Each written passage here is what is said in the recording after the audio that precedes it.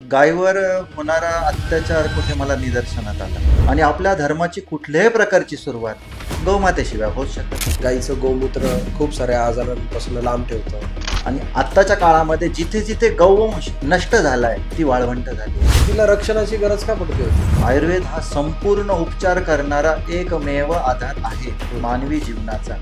तर शेतकऱ्यांनी जर आपल्या गाईच विकल्या नाही तर त्या कत्तल खाण्यापर्यंत कसं काय पोहोचतं? ज्यांनी पिकवलं त्याला काहीच प्राप्त झालं नाही, ज्यांनी विकलं ते मोठे झाले. गाय ही कत्तल खाण्यापर्यंत कसं काय पोहोचते? तो प्रत्येक व्यक्ती गौरक्षक आहे ज्याने गाईचं दूध पिलंय. भारत देश जिथे दगड धोंडे, फूल पान, झाडं, प्राणी यांची सर्वांची पूजा केली जाते, कारण आपली अशी मान्यता आहे की या चराचरामध्ये देव आहे. त्यात काही विशिष्ट प्राण्यांची आपल्याकडे पूजा केली जाते. त्यात गाय ही सर्वात पवित्र मानली जाते. आईनंतर जिचं दूध पिऊन आपण वाढतो ती गाय ही सुद्धा आपण माता समानच मानतो. आपल्या बळीराजासोबत खांद्याला खांदा लावून कष्ट करणारा आपला सर्जा राजा खरंच आपल्याला आपला पोशिंदा आहे असं म्हटलं तरी चालेल. आपल्या महादेवांचं वाहन नंदी याची महादेवाच्या आधी पूजा केली जाते. पण ह्या सर्व प्राण्यांची म्हणजे गाय, बैल यांना सरेआम यांच्या कत्तली होतात. सरेआम यांना कत्तल खाण्यापर्यंत पोहोचवलं जातं आणि ह्या गौवंशला ही रक्षणाची गरज पडते. तर आज ह्या सगळ्या गोष्टींचा आढावा आपण घेणार आहोत आणि गप्पांना सुरुवात करणार आहोत. नमस्कार, राम राम. मी प्रशांत मुकुंदलाल बिरारे आपल्या सर्वांचं स्वागत करतो द मराठी बियर्डमॅन पॉडकास्ट मध्ये. आज आपल्याशी गप्पा मारण्यासाठी जे व्यक्ती आलेले आहेत त्यांनी गोसेवेसाठी आपलं पूर्ण आयुष्य झोकून लावलेलं आहे. गो रक्षणासाठी ते वेगवेगळ्या ठिकाणी जात असतात आणि महाराष्ट्र शासनाने त्यांना मानद प्राणी कल्याण अधिकारी अशा पदाने संबोधलं आहे. तर चला गप्पांना सुरुवात करूया आणि स्वागत करूया किरण भाऊ पाटील यांचं. नमस्कार. नमस्कार सर. नमस्कार. आणि सगळ्यांना सांगू इच्छितो मी की राजलक्ष्मी गौशाळेचे ते संस्थापक अध्यक्ष आहेत. तिथे बऱ्याच साऱ्या गायी ज्या रेस्क्यू करून आणलेल्या आहेत त्यांचं ते सेवा आणि रक्षण करत असतात. किरण भाऊ, काय चाललंय तुमच्या आयुष्यात? गौसेवा, गौरक्षण. अरे वा, क्या बात आहे. तुम्हाला कधीपासून तुम्ही गौसेवेत आलेला आहात? मी शाळेत असतानाच जुटलोय. अच्छा. आणि का वाटलं तुम्हाला असं बालपणीच. की आपण गौसेवा केली पाहिजे, असं कसं काय तुमच्या डोक्यात आलं? गायीवर होणारा अत्याचार कुठे मला निदर्शनात आला. अच्छा. आपण ज्यावेळेस आपलं जीवन सर्व्हाइव्ह करतो, जसं आजोळी जायचो, बरं ती परिस्थिती बघायचो. बरं. बैलगाडी, बैल, गायी हम्म. हे आपल्या पूर्वजांपासून आपल्याला मिळालेली एक देण आहे. बरोबर. आपली ती पूर्वज जे फार संघर्ष करून आपल्याला एक हिंदू म्हणून त्यांनी टिकून ठेवलं. बरोबर. त्यांच्या जीवनात, ज्यांना आपण पितृ म्हणतो, त्यांच्या जीवनात अनेक संघर्ष आले असतील. बरोबर. ते म्हणजे संस्थान आहे, हे संस्थान जे विचरण केले निसर्गामध्ये, हे त्यावेळेस गौधन या नावाने जास्त प्रचलित होतं. बरोबर. आज आपण बघतो की पैसा वगैरे वगैरे, तुम्ही आज डिजिटल आलंय सगळं. हम्म. तर त्यावेळेस गायीवर आपली शोभा असायची. बरोबर. प्रत्येक घरात शेतकऱ्याच्या त्यावेळेस गाय बैल अर्थातच दिसायचे. अर्थातच. आणि मला असं वाटतं की आपणही त्यांच्यातनंच प्रवास केलेली पुढची पिढी आहोत. बरोबर. कुठेतरी आपल्या डीएनए मध्ये गौरक्षण हे आहेच. प्रत्येक हिंदू व्यक्तीच्या रक्तामध्ये गौवंश कुठेतरी स्थापित आहे. भगवान श्रीकृष्ण, भगवान श्रीराम, भगवान भोलेनाथ, हम्म. आपण जर धार्मिक विधींनी बघाल तर ही सगळी कुठे ना कुठे गौशी जोडलेली आहे. खरी गोष्ट. गौ ही पृथ्वी स्वरूप आहे, कामधेनू आहे. गौ सृष्टीचं रक्षण करणारी पहिली एकमेव, ज्याला आपण प्राणी नाही म्हणू शकत, ज्याला आपण मातेचा दर्जा दिलाय, बरोबर. जी आपल्याला आपल्या आईनंतर डोळे मिटेपर्यंत दूध पाजते, खरंय. अशी गौमाता. असा देशी गौवंश आपला. बरोबर. आणि शेतकऱ्याचा तर मुळात मी तर म्हणतो की शेतकरी बापच मानतो असा तो बैल. बरोबर. त्याच्याबरोबर उन्हात अनात त्यांनी ते कष्ट करणं, धरणी मातेच्या गर्भातून सुंदर पिकाची निर्मिती करायचं एकमेव साधन त्यावेळेस. बरोबर. आणि त्या विशिष्ट त्या वनस्पतींना त्या खाद्यपदार्थांना विशिष्ट चवी, जेणेकरून आपली जी पूर्वज होती ही चांगल्या कार्यक्षमतेची होती. हम्म. बघा तुम्ही, आयुष्यमान फार उंचवलेलं होतं, स्वास्थ्याच्या एवढ्या कंप्लेंट नव्हत्या. खरी गोष्ट आहे. हजार वर्ष ज्या देशावर वेगवेगळ्या पद्धतीने राज्य करण्यात आलं हम्म. आणि एवढ्या हजार वर्षानंतरही एक धर्म कायम राहिलाय. काय कारण असावं? ती कार्यक्षमता काय कारण असावं? यावर ज्यावेळेस शोध घेतला गेला त्यावेळेस हे समजलं की यांच्याकडं जी मूळ संपत्ती आहे, हम्म. जो यांच्याकडे निसर्ग आहे, तो हा निसर्ग या मानव जातीचं रक्षण करतोय. बरोबर. नद्यांना देवी देवतांची नावं, गौला देवी देवतांची नावं, अनेक वनस्पतींची आपली पूजा, सृष्टीच्या कणाकणात ईश्वर मारणारी आपला सनातन धर्म, बरोबर. जो आपला मूळ आधार ठरला आहे. आणि आपल्या धर्माची कुठल्याही प्रकारची सुरुवात गौमातेशिवाय होऊच शकत नाही. खरंय. मूर्तीची प्राणप्रतिष्ठा पंचगव्य निर्मित लागतो. गौ ही आपल्या श्वासाबरोबर आहे. सनातन धर्माचा श्वास, त्याचा आत्मा, हे देशी गौवंश आहे. बरोबर आहे. पण मग गायच का, गायच एवढी पवित्र का मानली जाते बाकी बघा, प्राण्यांपेक्षा? गाय ही सृष्टीची संचालन करणारी एक संस्था आहे. हम्म. जर तुम्ही ईश्वराला मानत असाल, हम्म. भगवान श्रीकृष्ण जे विष्णू रूप आहे, जगताचे पालनहार आहे, तर गौ ही फॉर एक्झाम्पल आजच्या ऍडव्हान्टेज युगामध्ये तुम्ही म्हणू शकता की एक लॅबोरेटरी आहे. बरोबर. फॉर एक्झाम्पल, बरोबर. गाय जंगलामध्ये जे विचरण करते, हम्म. त्याच्यानंतर जी घरी परतायची, तर गौमूत्रामध्ये अनेक प्रकारचे हजारो घटक, हम्म. जे तुम्ही आजच्या लॅबोरेटरीत नाही बनवू शकत, हे सगळी घटक निसर्गाच्या संवर्धनाकरता आवश्यक आहे. बरोबर. तिचं शेण, तिच्या शेणापासून आपण बघतो गौऱ्या बनतात. निरनिराळ्या प्रकारचे तुम्ही काही घटक बनवू शकतात. शेतीला पोषण करणारे असे निर्मित द्रव्य तिच्या शेणामध्ये, गौमूत्रामध्ये आपल्याला मिळतात, ज्याला आपण या सृष्टीमध्ये पूर्ण आहार संबोधतो. दूध, दुधानंतर ताक, ताकानंतर छाछ, तूप, लोणी, अशा प्रकारचे अमृत प्रदान असणारे पदार्थ जर देण्याची क्षमता कोणात असेल तर ती गायीमध्ये. आपला भारत देश शेतीप्रधान देश. बरोबर. मग ह्या शेतीप्रधान देशच्या मातीमध्ये जी रुजते, ह्या मातीमध्ये जी अमृत टाकण्याची क्षमता प्रदान करते, ती गौवंश, तिला गाय म्हणूया आपण. गायजवळ निसर्ग रमतो, गाय बैलाजवळ निसर्ग पोषित होतो उत्तम प्रकारे. बरोबर. याची उदाहरणं तुम्हाला मागच्या काही वर्षात दिसतील. आणि आत्ताच्या काळामध्ये जिथे जिथे गौवंश नष्ट झालाय, ती वाळवंट झाली आहे. आज वाढतं तापमान असेल, स्वास्थ्याचे प्रॉब्लेम असतील, प्रत्येक प्राणी मात्राचे, असं काही नाही मानवाचेच. बघा तुम्ही, फर्टिलिटी प्रॉब्लेम सगळीकडे चालू आहे. खरंय. किती लोकांच्या घरी चिमण्या कावळ्या येत आहेत? पक्षी दिसतात नाही. लहानपणी जे मामाच्या गावी आजोळी जायचो आपण, खेळायचो, जी पक्षी आपण बघायचो, आज आपल्याला बघायला मिळतात? नाही मिळत. खरी याचं गोष्ट. कारण आहे गाय नष्ट झाली. गाय नष्ट झाल्या कारणामुळे ह्या पशुपक्ष्यांची संख्या कमी होत चाललेली आहे. याच्यावर विशेष लक्ष द्यायची गरज आहे. पुरातन वनस्पतींचा नाश होतोय. जर गौ नाही नसली, पुरातन वनस्पती नसणार, जंगल विकसित नाही होणार, तर सृष्टीचं काय होणार आहे? मग आपली वाळवंटच होणार की. नद्या सुकत चालल्या आहेत, खरंय. जमीन विषमुक्त व्हायला तयार नाहीये. शहरातली लोक, गावखेड्याचा जो भाजीपाला शहरात येतोय, तो पेस्टिसाइड झालाय. आपल्या मुलाबाळांचे संघर्ष चालू झाले आहेत. आपण बालपणी कधी ऐकलं होतं का IVF टेक्नॉलॉजीने कुठे बेबी तयार करतात? कधी विचार तरी केला होतात का? नाही. मग का हा संघर्ष आपल्या माती? जी डेव्हलपमेंट आपण आज करून आलो आहोत, एज्युकेशनल डेव्हलपमेंट, फायनान्शियल डेव्हलपमेंट, मोठे मोठे इन्फ्रास्ट्रक्चर झाले आहेत, पण स्वास्थ्याचं काय हो? अहो, आपली पूर्वज 70 वर्षाचं म्हातारं 70 किलोचं पोतं बैलगाडीत फेकायचं.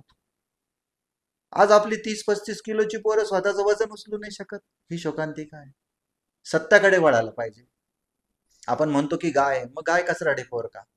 हम्म. आणि गाय कत्तलखान्यात का? तिचा हा प्रवास का, जिने आपल्या पितृंचं रक्षण केलं? आज शेतकरी समाज जो आपला पोशिंदा आहे, आज तोही त्रासात आहे. कॅन्सर सारख्या भयानक आजाराने ग्रस्त होत चाललाय. शेतकरी आजारग्रस्त होतोय तर देश आजारग्रस्त होतोय. बरोबर. हा रोग हा देशाला लागलाय, राष्ट्राला लागलाय. आपल्या राष्ट्राची खरी ताकद आपल्या शेतकरी आहे. शेतकरी जे पिकवेल तेच की खाणार जनता. तर शेतकऱ्यांनी शुद्ध अन्न पिकवलं तर जनतेला शुद्ध अन्न मिळेल. स्वास्थ्याचे का कंप्लेंट येणार? खास करून कोविड नंतर आपण आता एक नवीन काळ बघायला बघतोय. बघा, लोक पूर्ण जीवन त्यांचं कष्टाने हम्म. काही धन मिळवतात. प्रत्येकाचे विशिष्ट त्याच्या पुढच्या भविष्याच्या पिढीकरता काही गोल असतात. अहो पण स्वास्थ्याचं काय? स्वास्थ्य तुम्हाला हे बघून नाही येणार आहे तुम्ही ऑफिसर आहे का तुम्ही नोकर आहे. प्रत्येक शरीराला स्वास्थ्याचा त्रास आहे. मग याच्याबद्दलही आपण विचार केला पाहिजे की गाय का महत्वाची. खूप सारे धर्मगुरू पण सांगतात की गाईचं गोमूत्र खूप साऱ्या आजारांपासून लांब ठेवतं. या सगळ्या गोष्टी म्हणजे आता गाईचं गोमूत्र म्हणजे खरंच तेवढं प्रभावी आहे का? आमचे स्वतःचे रिसर्च आहे. हम्म. आम्ही स्वतः याच्यावर मेडिकल फाइंड आउट केलेलं आहे. मेडिसिन आहेत. हम्म. गायीच्या गौमूत्रापासून विशिष्ट प्रकारची औषधी निर्माण होतात, अच्छा. जिला आपण आयुर्वेदचा आधार देऊ. हम्म. आयुर्वेद हा संपूर्ण उपचार करणारा एकमेव आधार आहे हम्म. मानवी जीवनाचा. इतर गोष्टींवर मला बोलता येणार नाहीये. हम्म. पण आयुर्वेदाकडे जर वळायचं असेल तर प्रामुख्याने आपल्याला देशी गोवंशच लागेल. कारण देशी गोवंशच ती ताकद ठेवतो. आता आपण हाही विचार करतो की गौमाता का महत्वाची, मग नंदी का नाही? नंदी तेवढाच महत्वाचा आहे. नंदी हा गौमातेचं भविष्य ठरवतो, तिला वात्सल्य प्रदान करतो. खरंय. गाय दूध देते याचा अर्थ असा नाही की नंदीचं काम नाही आहे. हम्म. गायीचं भविष्य हा नंदीवर डिपेंड आहे. बरोबर. घरचा जो कर्ता पुरुष असतो, आई वडील लोक महत्वाचे. दोघही महत्वाचे. नंदी बरोबर. ठरवेल की गायीला काय वात्सल्य निर्मित होणार आहे, गायीच्या त्या वात्सल्याचा दुधाचा प्रभाव कसा असणार आहे, हे बरोबर. पिढी जाते. जसं मानवी संस्थानांना आपल्या धर्मात आपण बघत असाल की विशिष्ट ठिकाणी लग्न कार्य केलं जातं. लग्न कार्य करीत असताना तो ब्राह्मण देवता पहिले आपणास विचारतो की आपली गोत्र काय.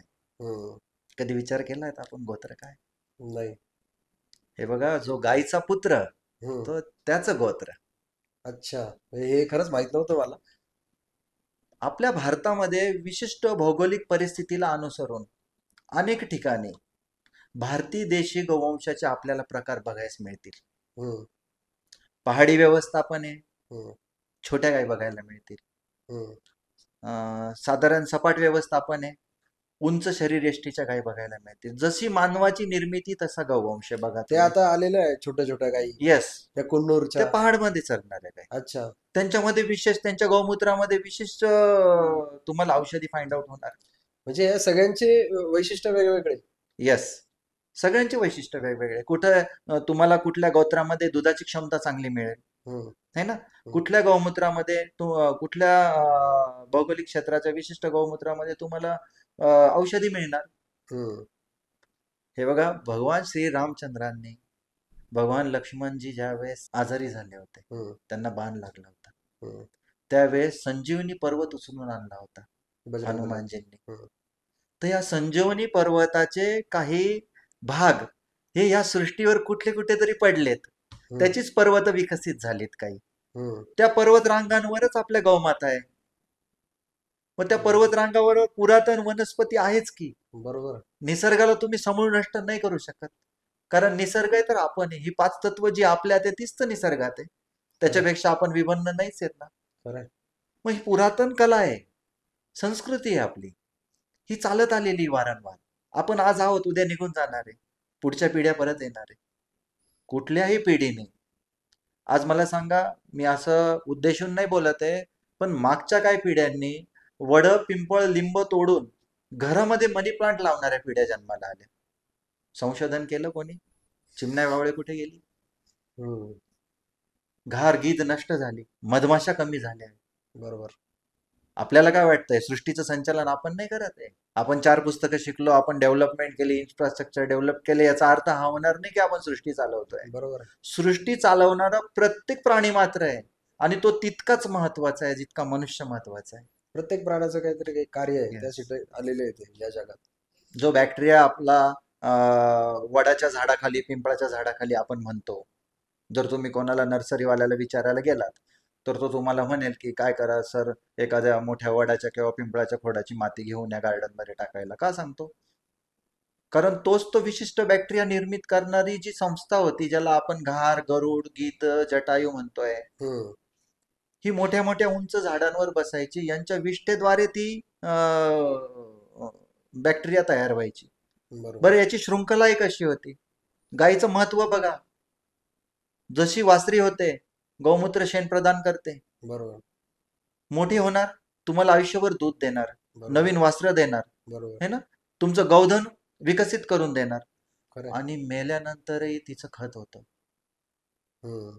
म्हणजे मृतावस्थेतही ती वाया जात नाही. मेल्यावर नंतरही ते सृष्टीला असंख्य बॅक्टेरिया देते, हम्म.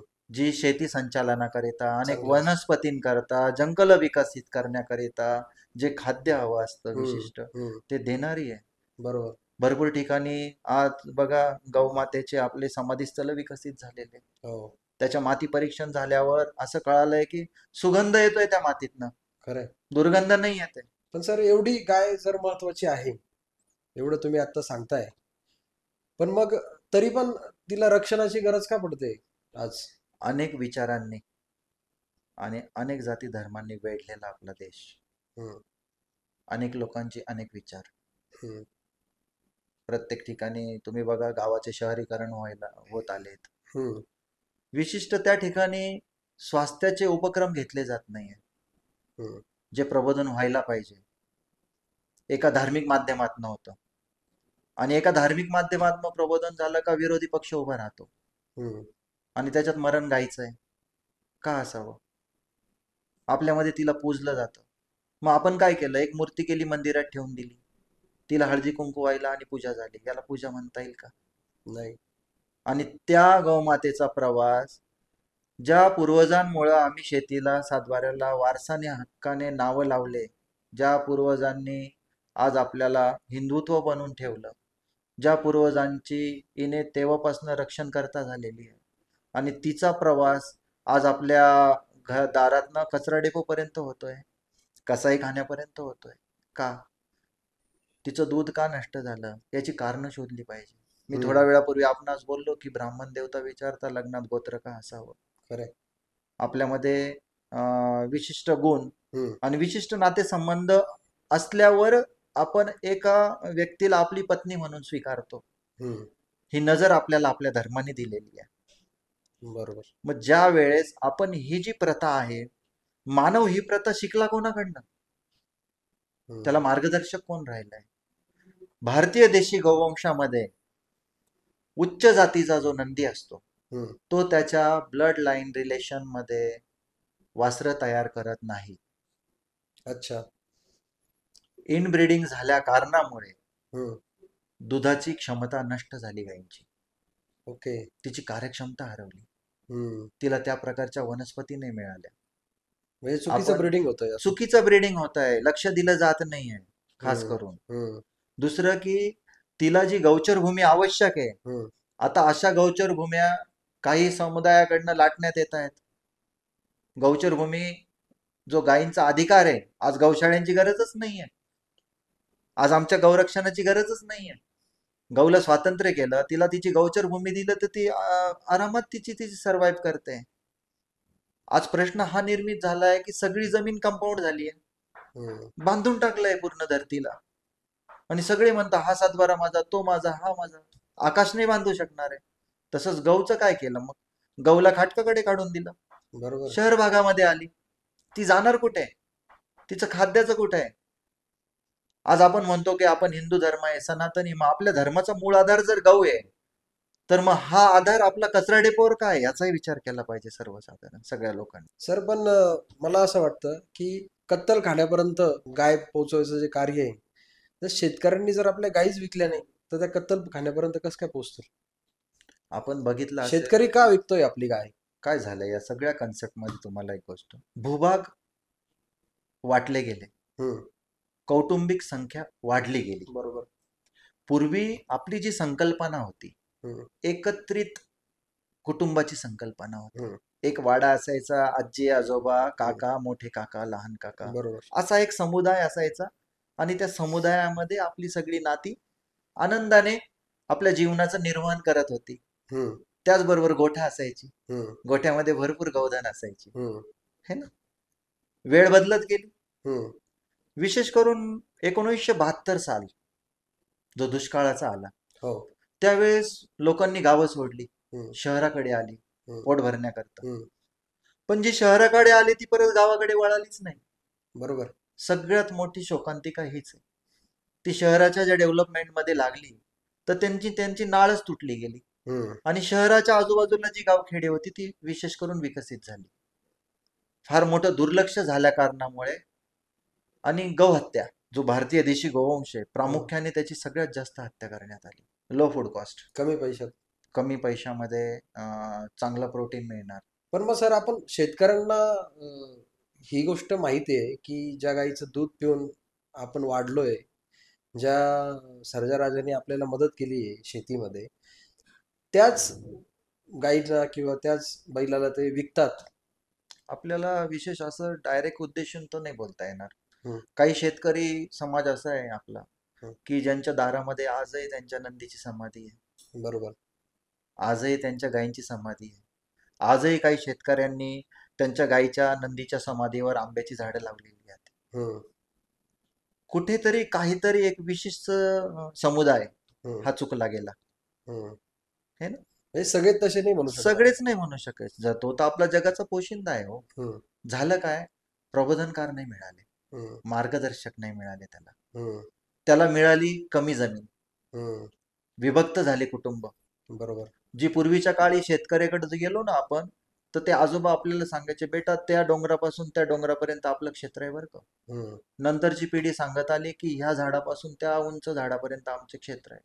त्याच्यानंतरची पिढी सांगत आली का एवढं एकर आमचं रान आहे. आत्ताची पिढी सांगते का एवढे बिघे. आता बिघ्यावर शेती सांगितली जाते बरोबर. आणि बिघ्यातनं आपण आलो स्क्वेअर फुटावर. स्क्वेअर फुटा. आता मला सांगा, जनसंख्या वाढते, बरोबर. शेतकऱ्याची जमीन संकुचित होते. बरोबर. आता त्या छोट्याशा जमिनीमध्ये जर त्याला पीक काढायचं असेल तर त्याच्याकडे इलाज काय. हम्म. डेव्हलपमेंट झाली, ट्रॅक्टर आले, बैलाची जागा ट्रॅक्टरने घेऊन टाकली.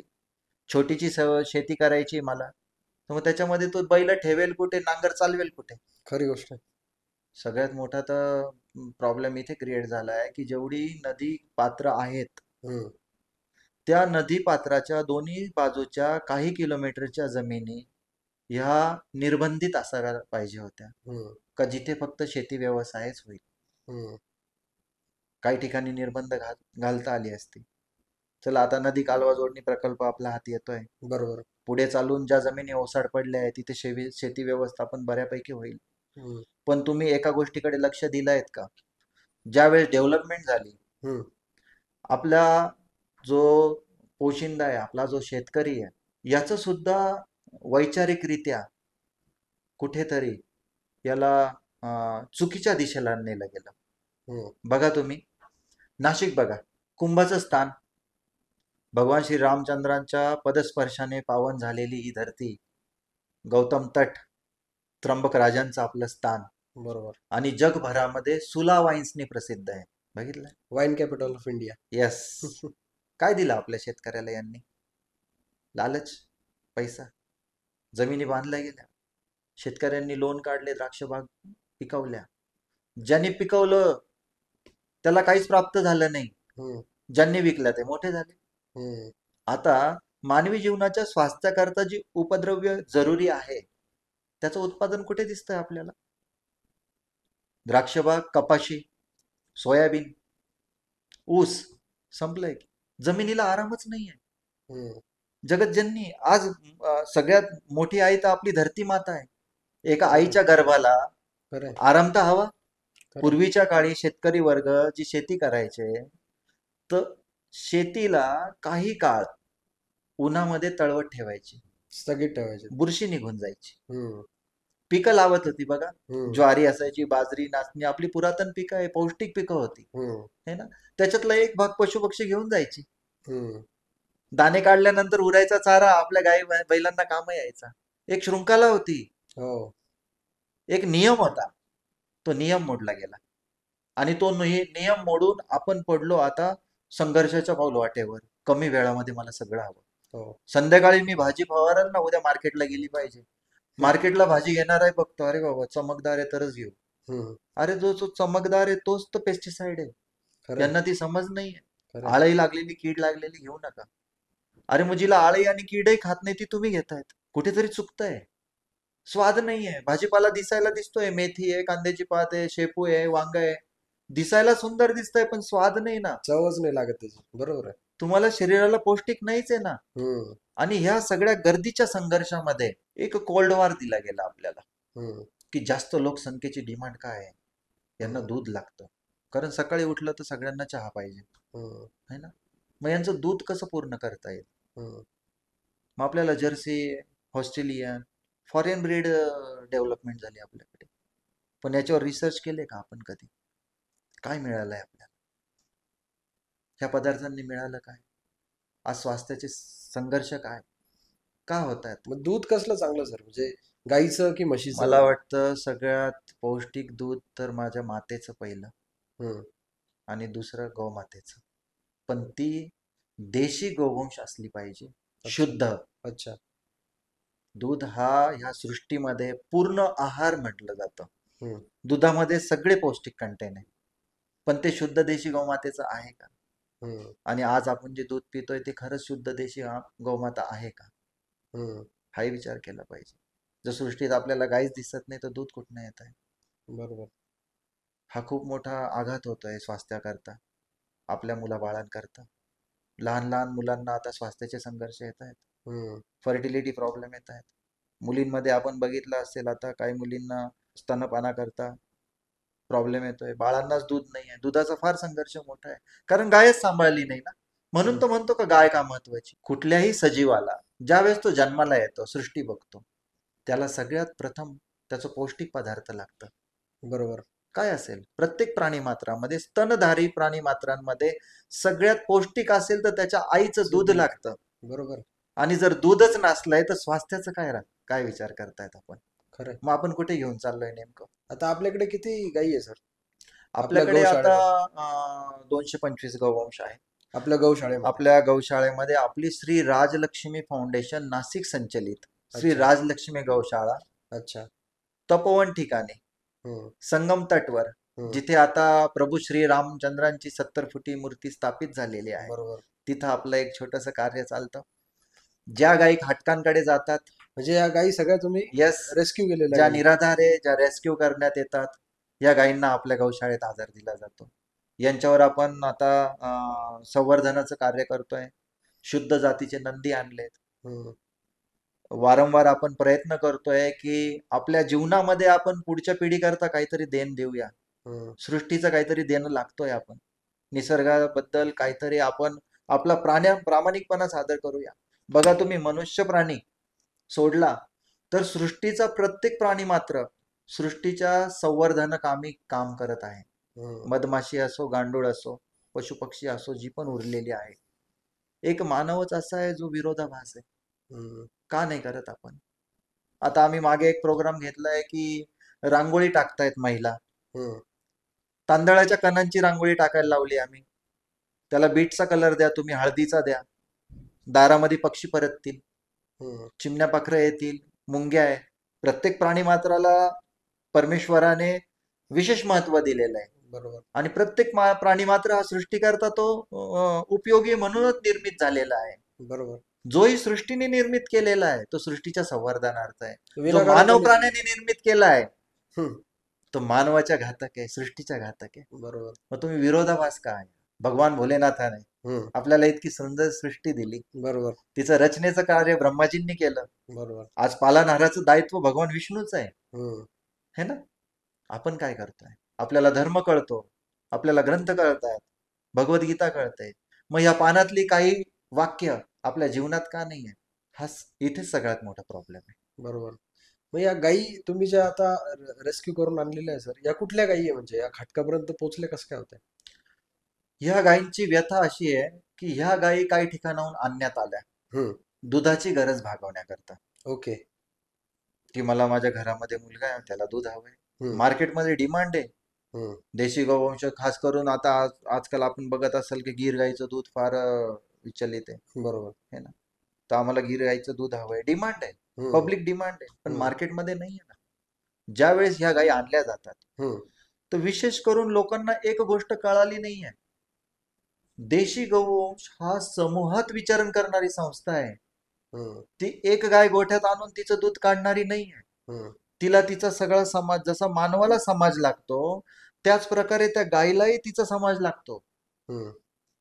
तिची संख्या लागते. बरोबर. एकटी ती सर्व्हाइव्ह नाही करू शकत. आणि दुसरं महत्वाचं, देशी गोवंश जोपर्यंत वासराचं पोट भरत नाही हम्म. तोपर्यंत तुम्हाला दूध नाही देणार. बरोबर. आपल्याकडे बघायला मिळतं, वासरू सोडलं, थोडी पाठी पुढे ठेवली की वासरू ओढून घेणार, बांधून टाकणार.